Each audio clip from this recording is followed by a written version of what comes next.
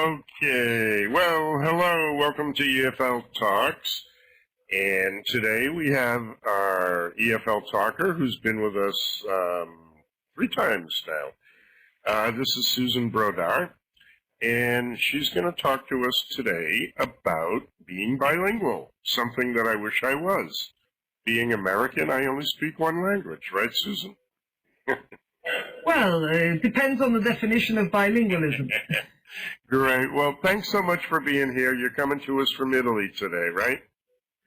Yeah, exactly. Okay. And I'm happy to talk to you about bilingualism because I feel, yes, it's a very important part of my life. I grew up in a very crazy, a very crazy family. So I was born in London. But my grandmother, she spoke to her mother. We all lived in the same house, so my great-grandmother, in Hungarian. Then she spoke to her husband in Croatian. She spoke to her son, my father, in German, because she was born in Hungary, but she grew up in Vienna. And then they traveled around Europe a lot, but ended up in Italy.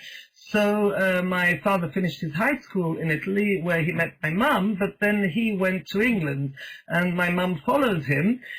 So they spoke Trieste dialect to each other, but they brought me up speaking Italian. Now, all this potpourri was in England, in London. So I grew up in this mixture of languages, but effectively I only picked up English and Italian.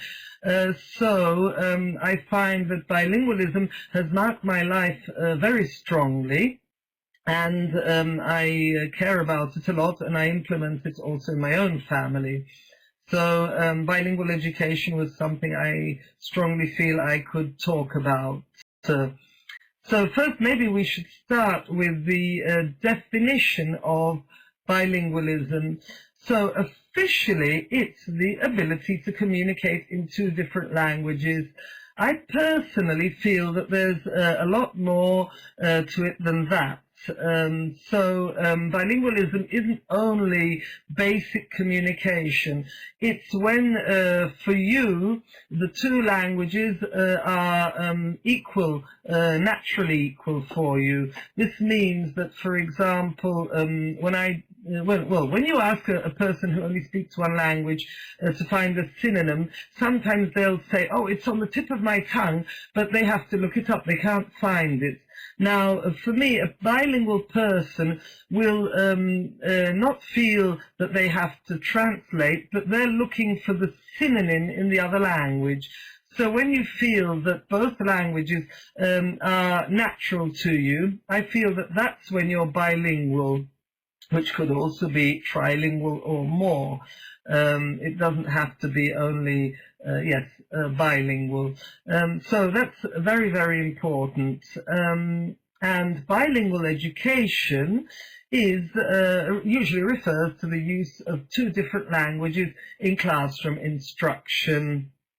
So let me see. I personally, when I grew up in England, I didn't have official bilingual education, but I did study French as a foreign language at school, and that was definitely introduced as a foreign language.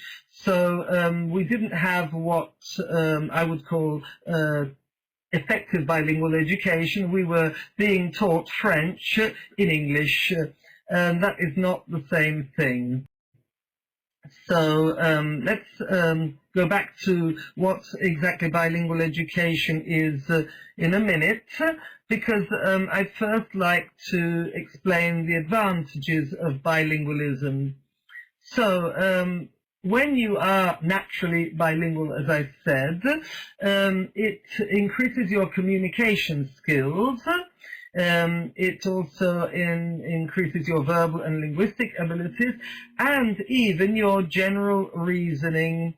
It fosters divergent thinking and concept formation, and it enhances your metalinguistic skills, which means you're able to analyze and talk about language, as well as controlling the language processing.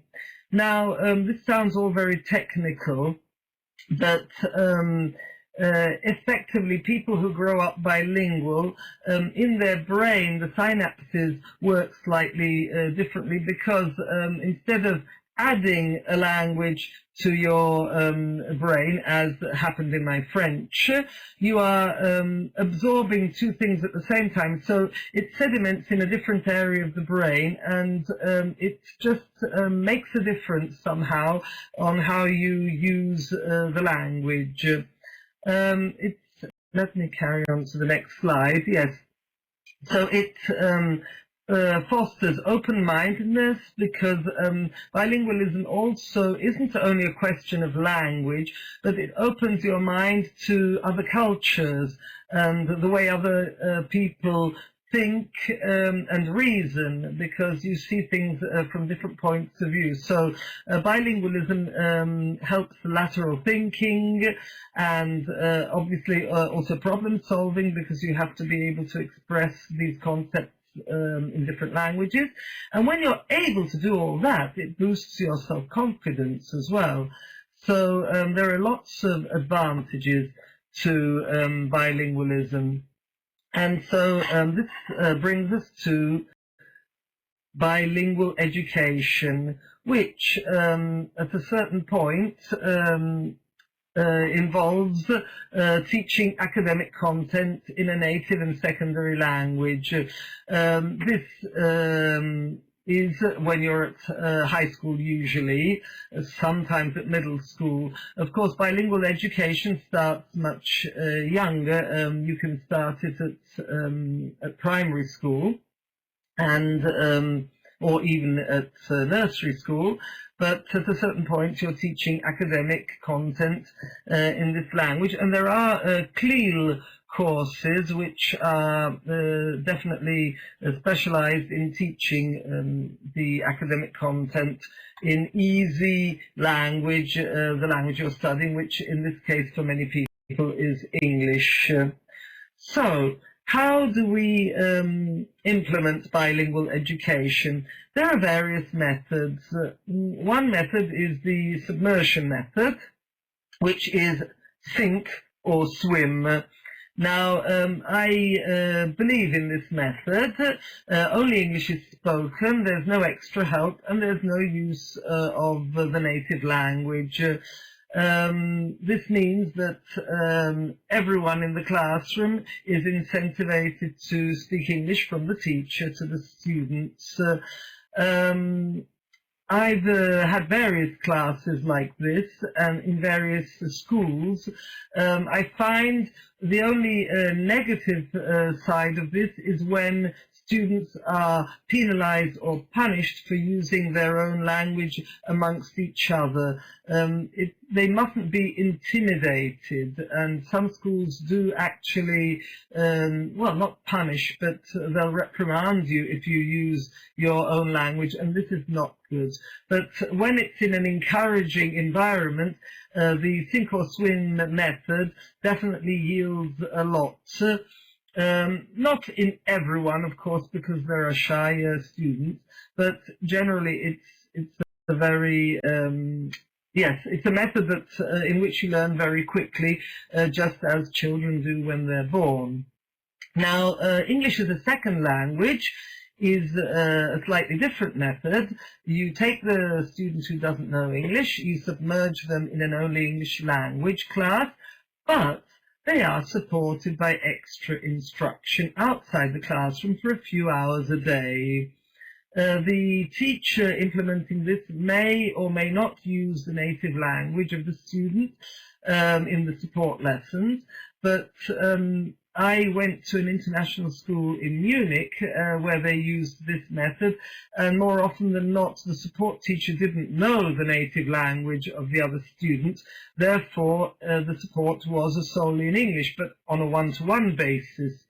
So generally the students were taken out of lesser academic subjects such as PE and art, and they really had about 3 to 4 hours a day support, and then gradually were weaned off the support until they were integrated fully in the English language class. And they've implemented this in the school for years, and it works very, very well. It boosts the students' self-esteem. There's also structured immersion. This means that students are submerged in an only English class, but yes, English is English knowledge isn't a prerequisite, but the difference is that the teacher understands the student's native language, and so the student can ask in their own language, and the teacher replies in English. I implemented this myself in a kindergarten, and it worked very, very well because they were very young, 5 years old, and I managed to understand them, but I would always reply in English, and it worked very, very well. Then there's the two-way bilingual immersion model, in which when you're at kindergarten you get 90% of your native language and only 10% of English. But over the years, the native language is reduced, gradually reaching 100% English instruction. I find this is a bit difficult and very long-winding. It's the method I like least. Perhaps the one we were speaking about, the structured immersion, is the one which is boosts confidence most. So in any case, these are the methods that are implemented in bilingual education. And the one which is absolutely a no-no is translating or alternating from your native language to English and backwards, because the students tend to concentrate on the translation and never really absorb the language they're supposed to be learning, which is English. Okay, I hope that this clarified what bilingual education is. Thank you very much for watching, and if you have any questions and want to carry on the conversation, I'm happy to do so. You can contact me. Okay, Robert.